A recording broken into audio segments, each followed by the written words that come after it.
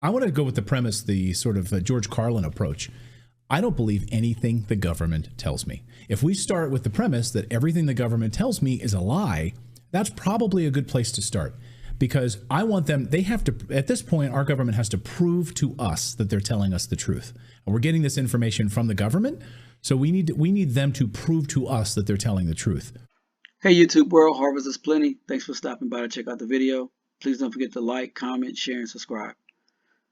So, I decided to do this video to let you guys know that they are lying to you. The media is lying to you. The government is lying to you. Many of these paid stooges on YouTube, Instagram, they're running these channels and they are pushing a certain narrative. They are lying to you as well. They're asking questions. They're just not asking the right questions to lead you in the right direction. Everything about this shooting in Butler, Pennsylvania is off, and it's not what you think. The narrative is that the Secret Service suffered a massive security failure. The same way they say all our intelligence agencies suffered a massive security failure on 9/11. That some guys with box cutters living in caves was able to outwit and outsmart all of our intelligence apparatus. And many people actually still believe that story, believe it or not. You know, people are saying, it's true, they tried to kill the Donald because the establishment is afraid of the Donald, because the Donald's going to drain the swamp. You know, that's why they stole the election from him, and that's why they've been falsely prosecuting him in court, because they are so afraid of the Donald. Once he get into office, he's going to show them. He's going to implement Project 2025, and he's going to show them. Yeah, that's why he chose J.D. Vance to be his running mate, a Skull and Bones member. You guys know that, right? I shouldn't have to explain it to you and put videos up and all that, letting you know that J.D. Vance is Skull and Bones. He was tapped when he was at Yale. You know, the Matrix is everywhere. So many people are caught up in it that they can't see the forest from the trees. One of the things that came to mind when I saw it on TV when it initially happened, the shooting in Pennsylvania, the first live rally. You guys know it was the first live rally ever for Donald Trump, and at this first live rally, chaos descended upon it. But when I saw it, one of the things that immediately came to mind was the Smith-Mundak. And I kind of waited to see if anybody would cover the Smith-Mundak or even would mention it. And I haven't seen it anywhere on any channel. For you guys who don't know what the Smith-Mundak is, don't worry, I did a video on it. It's coming up. Is right after I finish speaking, I got it in the clip. Something else that comes to mind, or came to mind, was an interview I heard in 2021. And it was an interview with an ex-32nd degree Freemason. This guy was high up in the position that he was in. And he said that his family was high up. His dad was a 33rd degree. His mom was involved with stuff. He said all his friends were only friends from the lodge. He didn't have anybody outside the lodge that was his friend. His cousins, everybody was involved. Everybody was high up, 32nd degrees, 33rd degrees. He said he was at a meeting once. And at this meeting, he said they announced that around 2022, that it will be an assassination attempt on Donald Trump's life, and that calls will come in for Joe Biden to step down because of health reasons. That's what this guy said. I listened to this in 2021. Now, when 2022 came, nothing happened. It came and went. But I never forgot about what he said.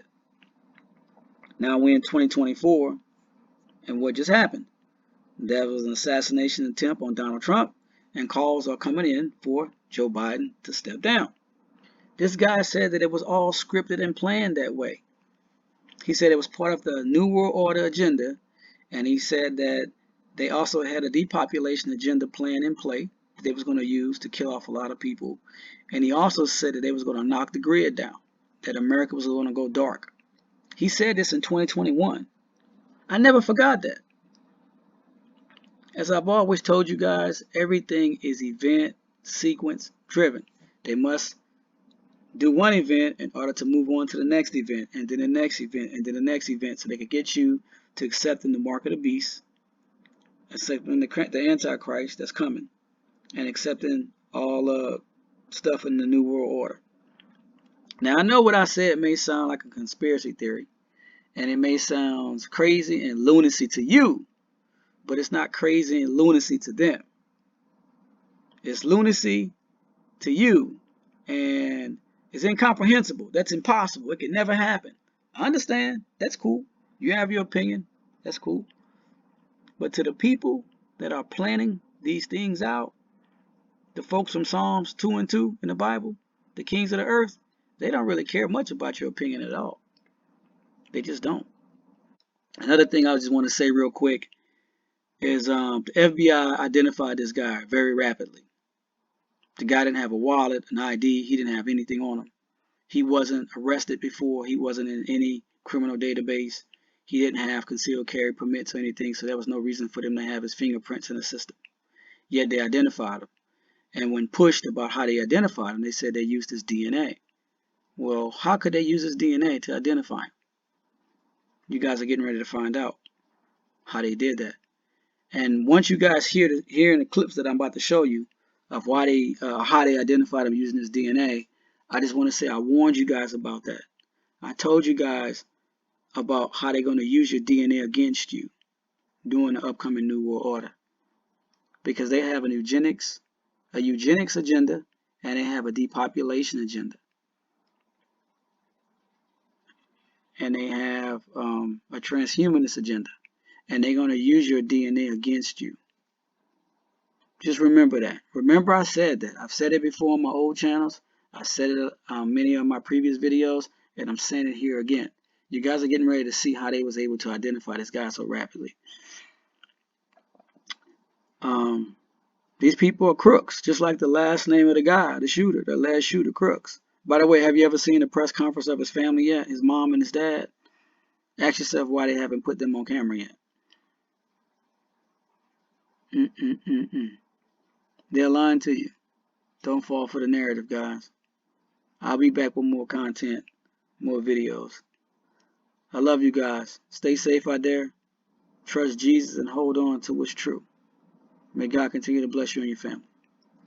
Right now, we're joined by another guest. His name is Robert Philpott. He's from this community, from Butler.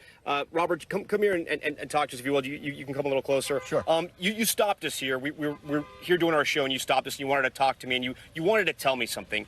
We just heard the mayor there of Slippery Rock talk about the other Butler rally that he had been to. You were talking to me about that rally as well. Tell me the message you wanted me to understand, because there was something different about that rally versus this rally that you noticed. Yeah, my daughter and I went, I guess it was 4 years ago, at the Butler Airport, not even 5 miles from here.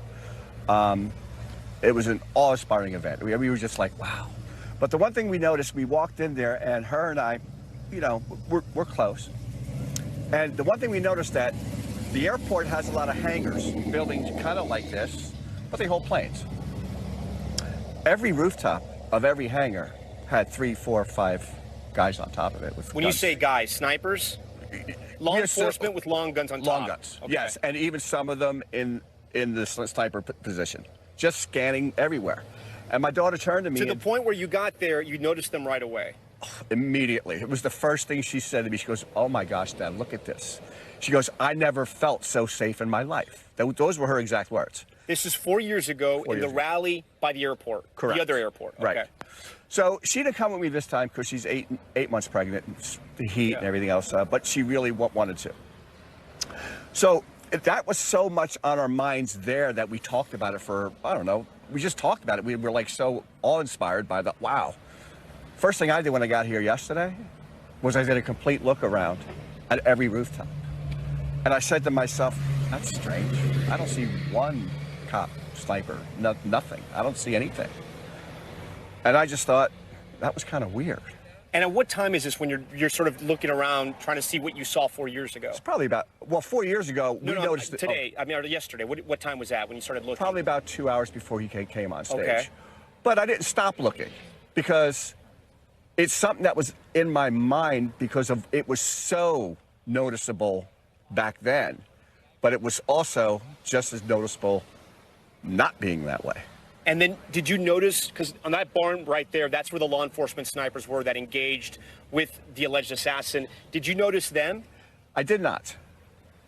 I noticed nobody because I scanned every roof. And I just thought it was strange because when they show the Google Maps looking down, it really doesn't give the entire picture of the area, because right beyond that, there's all kinds of buildings. And that's why I looked around, because... You're saying there's a lot of high points. If somebody was on another roof and wanted to fire towards the right president. Across 68 right here, yeah, there's a big sports complex that has a high roof. I knew the AGR building because I know of it. That's where the assassin was planted on top of. Correct. I was going to park there. Yeah. This in. This is from a viewer who was there behind the president. Now I want you to take a look at the roof. Okay, that's the roof where apparently Thomas Crooks was shot and killed, on top of that roof, and where that shot was fired. Clear line of sight. Just look how close that is. You mean to tell me that wasn't a concern? That wasn't something the Secret Service thought to watch and monitor? That's unbelievable. And when you see it at that at that angle, from that perspective, well, they should, I want you to remember. I mean, that's the thing, is there should be snipers up there. Like, that's a perfect spot to protect and survey the crowd. You know, like, yes, for the good guys. We're learning shocking new details about the attempted assassination of Donald Trump over the weekend. A Secret Service spokesman tells CNN that agents did not personally sweep the building where the gunman was perched at Saturday's rally. A source says one of 2 local counter snipers was supposed to be covering that very building. The Pennsylvania State Police says they were not responsible for that area. The head of the Secret Service, we should know, Kimberly Cheadle, announced this morning that the agency will fully participate in the independent review announced by President Biden. And a senior law enforcement official says the gunman, who was identified as 20-year-old Thomas Crooks, bought 50 rounds of ammo just before that rally. Meanwhile, new video highlights the moments leading up to the shooting. The crowd saw the shooter on the roof and appeared to be getting into position while the former president was talking about immigration to the crowd. Take a listen to what happened next. Yeah, look, there he is. Because we have millions and millions of people in our country that shouldn't be here. Dangerous people, criminals. We have criminals. We have drug dealers. We have people that should not be here. Right on the roof. It's much tougher than it happens. You went right on the roof again. We continue here with the news tonight. There are fast-moving developments after the assassination attempt tonight. Remarkable new images here. The alleged gunman seen climbing to the roof just minutes before opening fire at that rally. You can actually hear people in the crowd yelling to an officer, pointing him out.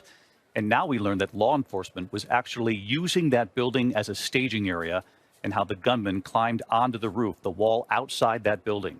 And ABC's Pierre Thomas tonight with the exclusive interview with the head of the Secret Service and what she's saying now. Stunning new video tonight showing the moment Donald Trump's would-be assassin climbed onto the roof of that building just 2 minutes before he opened fire. Yeah, look, there he is. You can hear bystanders desperately trying to alert police. Authorities now using that video as part of the investigation.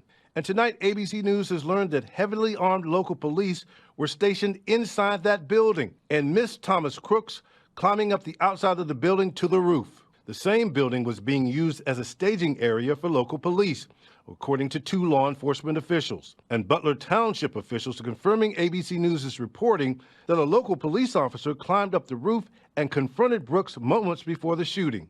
The officer grabbed hold of the edge of the building, pulled himself up to be able to look, and according to what he's told me, shooter turned, rifle was pointed at the officer. The officer, defensive move, kind of ducked, fell, lost his grip on the building. Investigators tonight trying to determine whether roof access had been properly locked down. The shooter climbing seemingly unimpeded about 400 feet from the stage with a direct line of sight on the former president. By the way, he also had no ID on his body. According to the New York Times, Crooks had no criminal record, but according to the FBI, he also had no ID on his body when they identified him. When they identified him using DNA and biometric data. So let me just get that right. Hang out there for a second. He had no criminal record. He had no identification on his body, but somehow they were able to use DNA to quickly identify him in some sort of a DNA database. They have a DNA database? What? So when did that happen? As Sparta Justice pointed out, former CIA agent John Ramirez explaining what they had, how they have a DNA database that they were able to build thanks to vaccination programs, using vaccines as a way of collecting DNA. And I know that, recently a former director of Central Intelligence revealed that CIA did have a program to collect DNA overseas by using a vaccination program as a cover. There was a real vaccination program, but through this vaccination program, they were able to retrieve DNA from this region of the world. Yeah. So that was what was discussed. The problem is that they have total control over everything. So anytime you see things going on, just understand that the powers that be in this government want it that way. Franklin Roosevelt, probably most of you don't remember who he was. He was one of the presidents. Franklin Roosevelt made a statement publicly that I think is very important. He said that anytime you see anything happen in politics, you better understand it was planned that way. So anything that's going on in this country that you see that sounds crazy and lunacy, it's crazy and lunacy to you. But to those guys who are doing it, they know what they're doing. There is a method to the madness. What do you think of what happened in Boston? When we were looking for a pressure cooker and 2 teenagers, and then they took over the whole city and shut it down. And to me, that looked a whole lot like martial law. Yeah. Oh, God, I can't believe. See, this is why I didn't want to give this talk, because I knew that we'd have this conversation. And now it's on the record. All right, let me take a step back. And we have to deal with it. Let me take a step back and a deep breath, because this is a very painful thing to talk about. So all over the world, we know, it's well established, the State Department and intelligence agencies engage in theater, and it's what they do, it's spycraft, to create spectacles and events that people may not realize are spectacles and events, but that, well, like the overthrow of Mossadegh in the 50s in Iran. They'll funnel money to protesters, they'll, fly people in to infiltrate protesters, they'll create fake newspapers, and so on. So we know that this happens in countries around the world. I believe that a law has been passed in the United States, I think it's part of the Defense Authorization Act, I need to confirm this, that, now makes it legal to propagandize American citizens. Do we know about that? Yeah, it's true. And is it in the NDAA or is it in something else? Do we know? It's a separate bill. It's a separate bill, and it's been passed. It's now law? Do we know what 2 years ago. Do we know what the name of it is? I don't remember, but I reported on it. Oh, thank you. Will you send me the link? Yeah. Thank you. So what this means is, and as a journalist to say these words, I can't tell you with what a heavy heart I say them, but we've entered an era in which it is not crazy to assess news events to see if they're real or not real. And in the United States as well as overseas. And in fact, it's kind of crazy not to.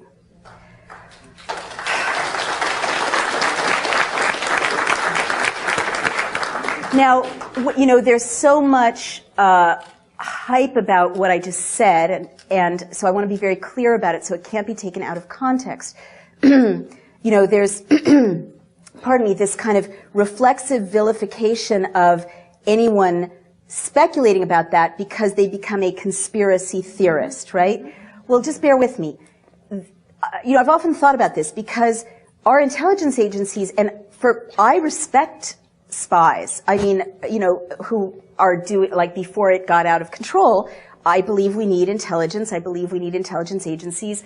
I don't think there's anything dishonorable about being in the intelligence services if you obey the Constitution and the law. But all over the world, our intelligence services are engaged in conspiring to create outcomes. That's their job. That's how they're successful. So now that it's illegal to propagandize in the United States, it doesn't surprise me that there's more and more products coming up in popular culture, more and more events in the news stream that seem to be, to my eye, to be subsidized. Let me give you some examples of that. I'm not talking about Boston right now. I'll get to that. We also talked earlier about infiltrators, right? And how they provoke violence. This is well established. So if we know that infiltrators by the police, NYPD, they've been documented, or other police forces, dress up like people they're not and provoke violence, why is it unthinkable that there might be spectacles that might drive an outcome in the news stream? Let me give you a couple of quick examples. And all I'm saying is we, unfortunately, and I have to say this to my fellow journalists as well, we've entered a time in which we need to be very skeptical about the news stream and look at it critically and ask for more verification and more inquiry. And that's just being good reporters. And it makes it like this. There's spectacle fed into the news media in China. There's spectacle fed into, like Chile. How did Pinochet, engage in his coup? He created photographs of a cache of weapons that the terrorists had, hidden. Was it real? Was it not? Most historians think it wasn't. I mean, this is like not unusual, in the process of creating a closed society. So if laws have made it legal to assassinate American citizens and legal to propagandize them, why should it be crazy or weird to think that that might be for a reason, right? All right. I saw the movie Zero Dark 30. Thank you very much. And I have worked on 2 presidential campaigns, so I recognize political talking points. And I wrote a piece saying, this reads like the Pentagon signed off on the script. Because there were like chunks of political talking points identifiable to anyone who's worked in Washington, right? And you don't come up with those if you're a writer writing a screenplay. And everyone was very upset. It was very controversial and scandalous. But in fact, belatedly, a news story came out saying that in fact the Pentagon had, I think, subsidized some of it, but had certainly consulted directly on the script. And I see more and more TV shows about the CIA and more TV shows about spies and gigantic blockbusters in which surveillance is normalized and gigantic blockbusters in which people are tortured to get them to talk in a way that might exonerate people who actually tortured people to get them to talk in Guantanamo. And there's all this money being pumped into these unaccountable, terrorism fighting things. And now there's no law preventing that money from going through front organizations right into popular culture. So that's of interest to me. And so another thing I want to say, and there's so many people waiting to ask a question, but I just need to say this, is I'm skeptical of certain news events that seem more theatrical than the norm. Or I want to ask questions about them. Because I was in CNN once recently, and they were reporting a story about a water skier who had been decapitated on a lake between Mexico and the United States, and it had something to do with a terrorism threat, right? And I was like, decapitated water skier. Sometimes you hear these things and it's like so novelistic. You're like, real life doesn't work that way. Like, these are so novelistic. Someone's coming up with it to make it stick in the popular imagination. Or it just makes you think, well, I'd like to document that. I'm a reporter. What's the source? And it kept being just this one guy, Judge Arpajo in Texas. I may be mispronouncing his name. He's a very, yes. He was the source, he was the source, he was the source. And I have this wonderful Facebook community all over the world. And I went on Facebook and I'm like, Mexican Facebook community, is there any reporting about a beheaded water skier in this lake, in this place in Mexico? And they're like, no, what are you talking about? There's nothing like that. Doesn't exist. So I turned to the CNN producer and said, do you have a second source for this story? And it was all over the news, all over the news, all over the news. And they're like, and they checked and it's like, nope, just this guy, Judge, whatever. And I'm like, well, can you find a second source? And they were blushing and embarrassed, and they looked and they confessed that they didn't have a second source, which if you know what journalism is, you're supposed to confirm it with 2 sources. So ever since that experience, CNN is running with this. No one's verifying it. Journalists aren't in a position to follow up on anything anymore because budgets are slashed and there's no investigative reporting. All this nonsense can enter the media stream for purposes that have to do with advancing agendas because no one's checking. That's all I want to say about that. can I take more questions? So Boston, I guess my feeling about any of these things is let's investigate. We need to investigate. We need to ask better questions. We need to interview the doctors at the hospital. We need to interview the victims. We need to, get all the footage ourselves. We need to train citizens to be journalists and to have websites. And I'm busy building one as a startup where citizen journalists can document events so that we're not leaving it to the gatekeepers.